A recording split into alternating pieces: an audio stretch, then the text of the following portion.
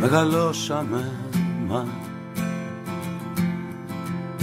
δεν ησυχάσαμε κι ακόμα πιστεύουμε πως θα ησυχάσει ο καιρός.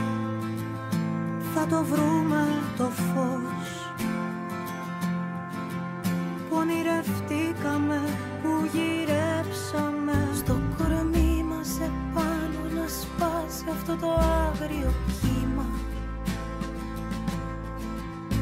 για να έρχονται αύριο εδώ τα παιδιά, χωρίς φόβο να παίζουνε, χωρίς φόβο να ερωτεύονται.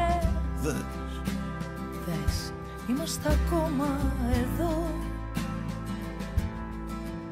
Κι όσα κι αν πάθαμε, όσα κι αν ζήσαμε, δεν βολευτήκαμε, δεν πουληθήκαμε φίλοι μου, να διψάμε ακόμα σαν να είμαστε παιδιά και επιμένουμε σαν να είμαστε παιδιά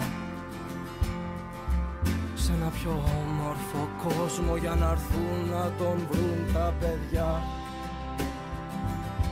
χωρίς φόβο να αγαπηθούν τα παιδιά, χωρίς φόβο να ονειρευτούν τα παιδιά. Και ας ματώσουμε γι' αυτό 1000 φορές, ξανά και ξανά, ώσπου στο τέλος να τρομάξει αυτός ο κόσμος, ώσπου στο τέλος θα τρομάξει αυτός ο κόσμος.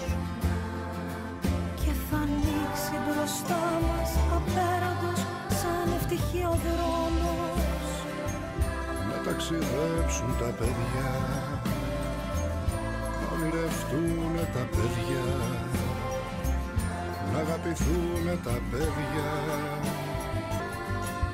Μην ξεχνάτε τα παιδιά,